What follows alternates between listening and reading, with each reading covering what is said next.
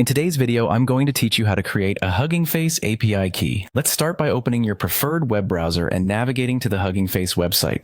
Once you're there, you'll need to log into your account. If you haven't created an account yet, take a moment to sign up using your preferred email provider or social media account. After logging in, you'll find yourself on the main dashboard. Next, direct your attention to the upper right corner of the page. You should see an icon or an avatar representing your profile. Click on this profile icon to access a drop-down menu. From this menu, select Settings. This will take you to your account's settings page, where you'll find various options to customize and secure your account. On the settings page, look to the left-hand side and find the Access Tokens option. Clicking on it will direct you to a page where you can manage and create new API tokens. These tokens are crucial for authorizing your interactions with Hugging Face's API, enabling you to access their powerful models and datasets. You'll see a button that says Create New Token. Click on it to initiate the process of generating a new API key. You'll be prompted to provide a name for your token. Choose a descriptive name that reflects the purpose of this token. Doing so will help you easily identify its role later. For instance, if you're using it for a specific project, include that in the name.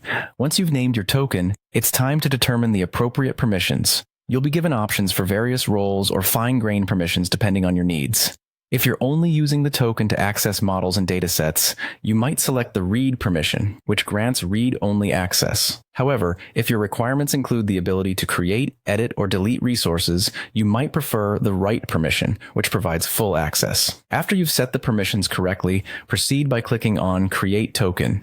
The system will now generate your new API key. Note that this token will be displayed on the screen only once, so it's crucial to handle it carefully at this stage. Copy the token immediately and store it in a secure location, such as a password manager or an encrypted notes app.